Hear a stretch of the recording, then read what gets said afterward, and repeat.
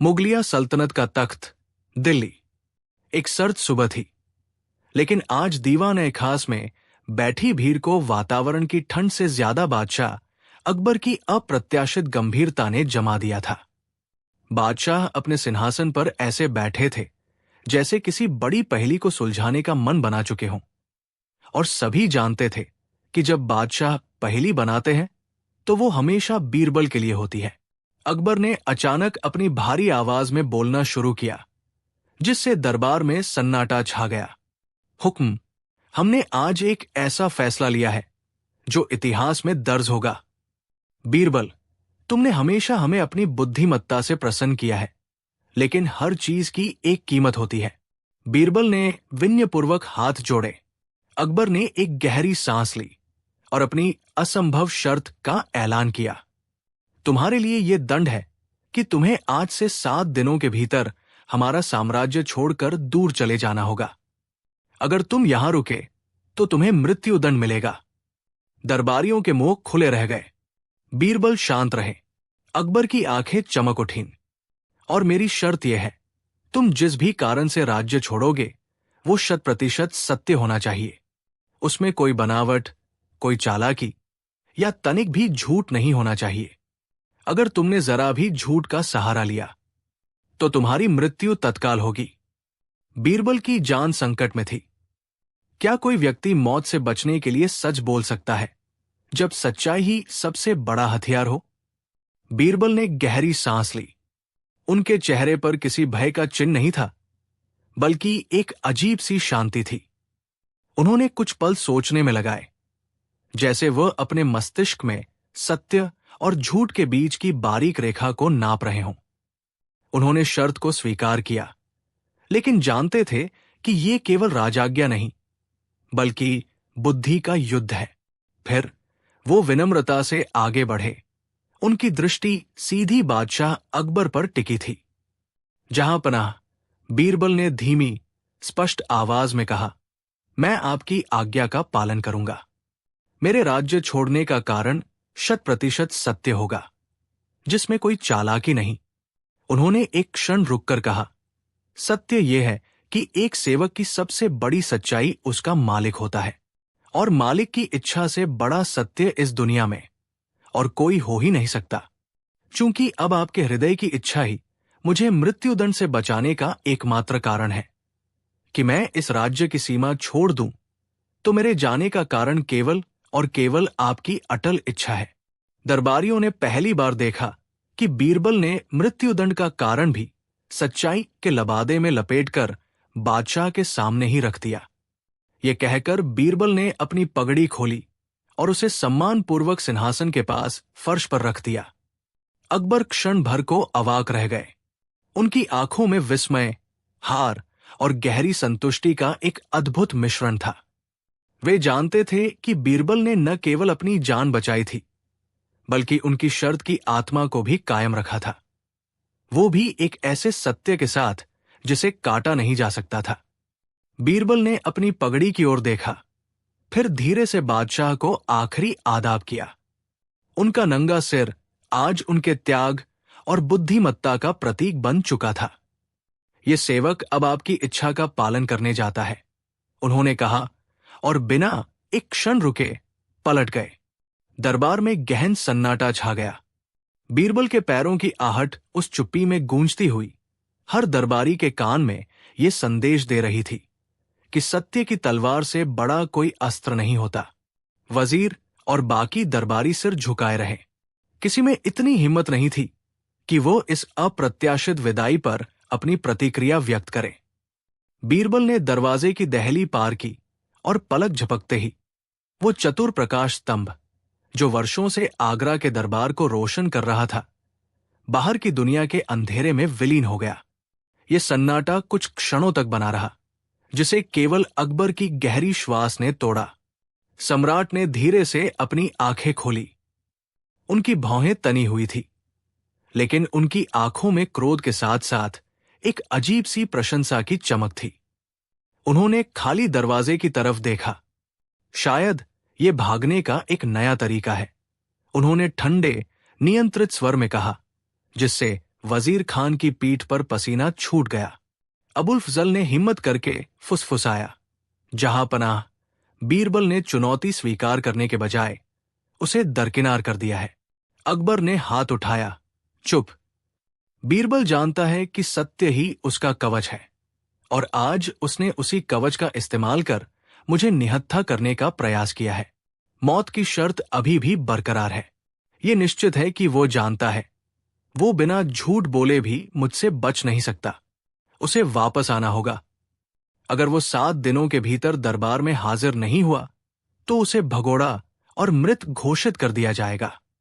दरबार का हर कोना इस हुक्म की गंभीरता से कांप उठा। अब बीरबल की परीक्षा दरबार के बाहर जीवन और मृत्यु के बीच शुरू हो चुकी थी।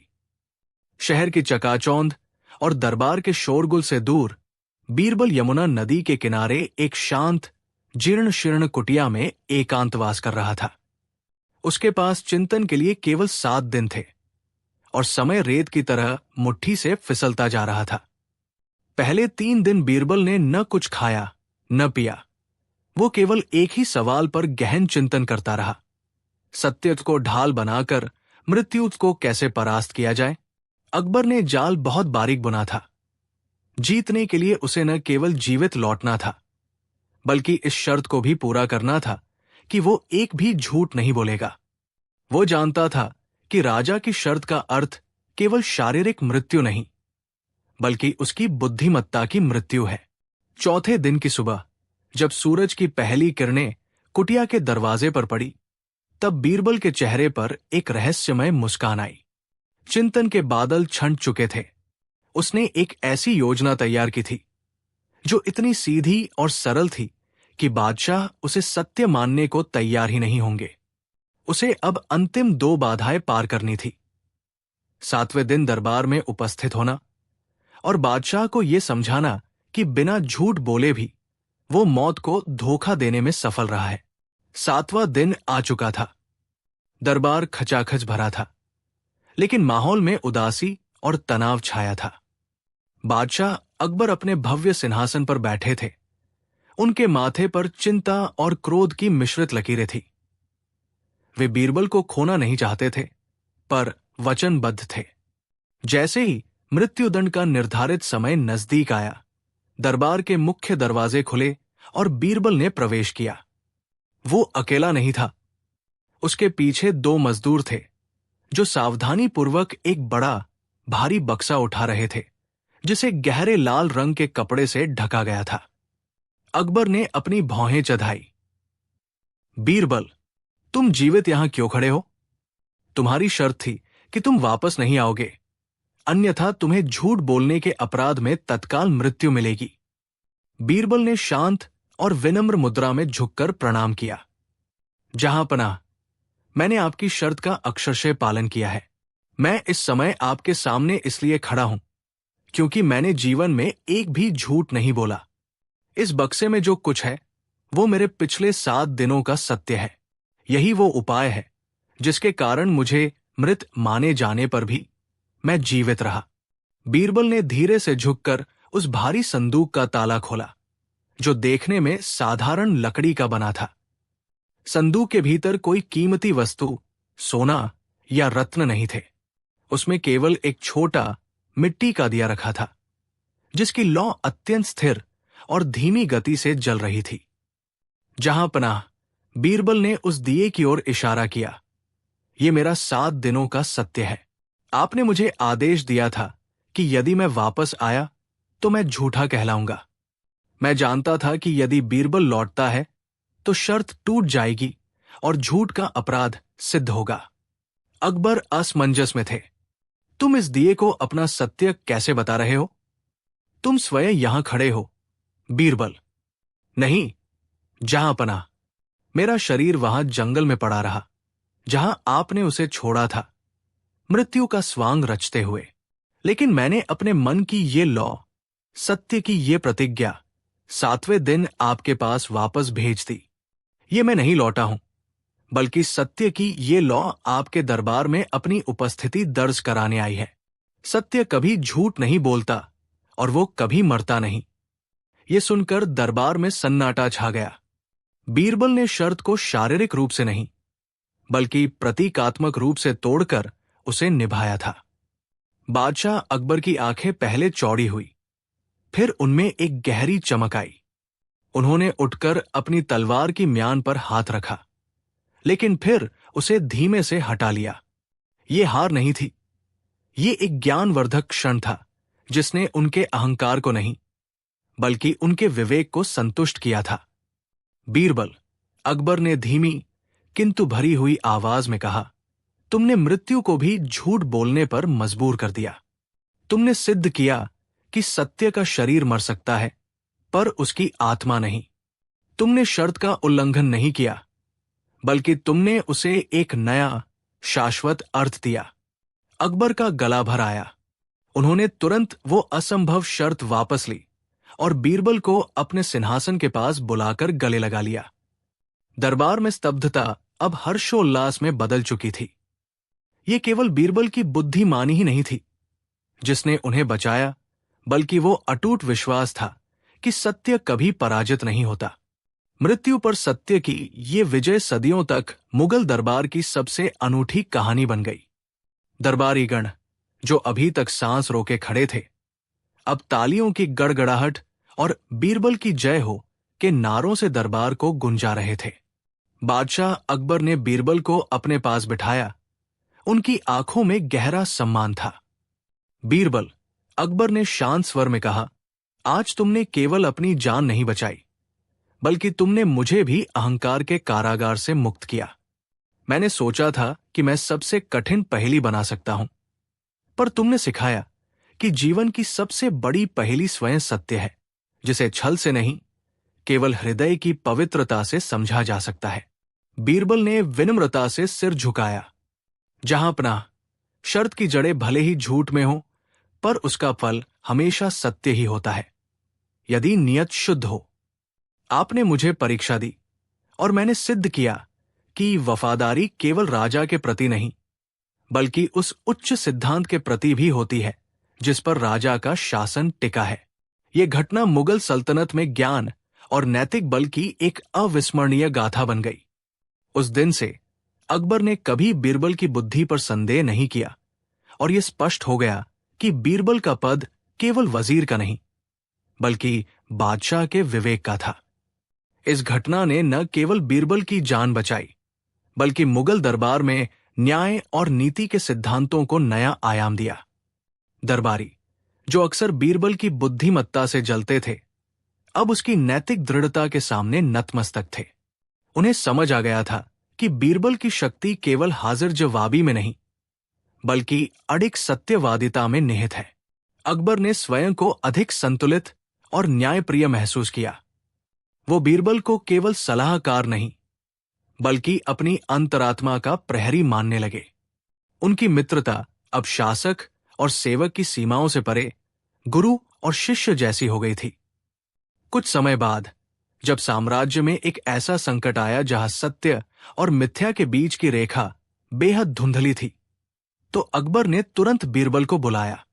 मामला था एक व्यापारी का जिसने दावा किया था कि वो बिना बोले किसी भी व्यक्ति का भविष्य देख सकता है।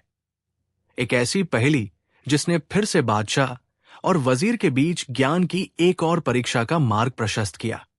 अकबर ने सिंहासन पर बैठते हुए अपने चेहरे पर गंभीरता की एक चादर ओढ़ ली। बीरबल, उन्होंने शांत किंतु दृढ़ स्वर में कहा, यह व्यापारी जो दावा कर रहा है, ये या तो सबसे बड़ा ज्ञान है या सबसे घातक झूठ।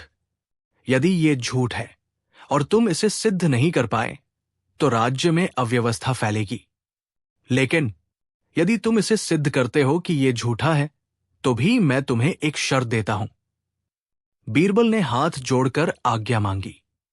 शर्त यह है, अकबर ने अपनी उंगली उठाई, कि इस पूरे प्रकरण में तुम एक भी ऐसा शब्द इस्तेमाल नहीं करोगे जो असत्य, झूठ या धोखा का बोध कराता हो। यदि तुमने सत्य को सिद्ध करने के लिए भी झूठ का सहारा लिया, चाहे वो शब्द मात्र हो, तो तुम्हारी तत्काल मृत्युदंड निश्चित है। तुम बिना झूठ बोले सत्य की शक्ति सिद्ध करो। अन्यथा मृत्यु तुम्हारा स्वागत करेगी। मैं देखना चाहता हूं कि बुद्धि और सत्य में से कौन अधिक शक्तिशाली है। ये शर्त सुनकर दरबार में सन्नाटा पसर गया, मानो हवा थम गई हो। बीरबल के सामने अब तलवार की धार पर चलने की चुनौती थी। बीरबल ने उस गहन सन्नाटे को एक शांत मुस्कान से तोड़ा।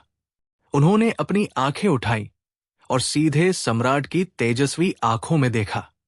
उनके चेहरे पर न भय का कोई निशान था, न ही चुनौती का दर्प। जहां पनाह, बीरबल ने अत्यंत धीमे पर दृढ़ स्वर में कहा, आपकी आज्ञा मेरे लिए एक वरदान है। आपने मुझे उस कसौटी पर परखा है जो मनुष्य के अस्तित्व का सबसे बड़ा आधार है। बीरबल ने एक पल का विराम लिया। ये तो एक स्थापित वास्तविकता है कि मेरा जीवन आज आपके हाथों में है। आप आज्ञा देंगे और मैं इस संसार से विदा हो जाऊंगा। मेरी नश्वरता अटल है, ये मैं भली भांति जानता हूं।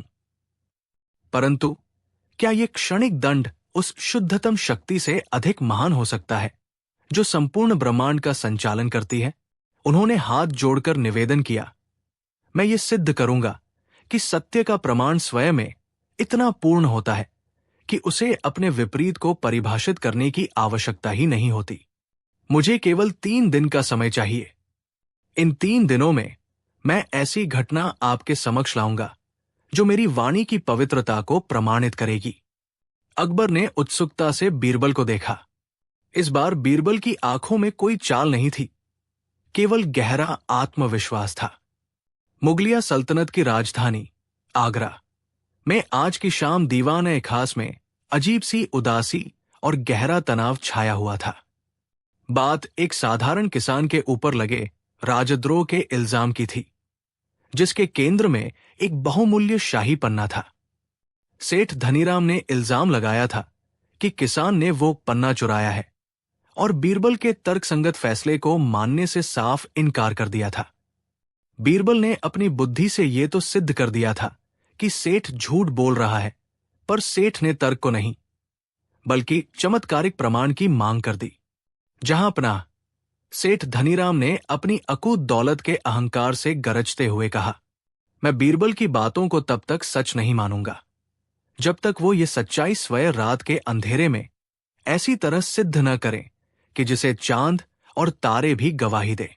अकबर ने भारी मन से अपने सबसे प्रिय सलाहकार की ओर देखा। बीरबल, बादशाह का स्वर गंभीर था, चुनौती स्वीकार है।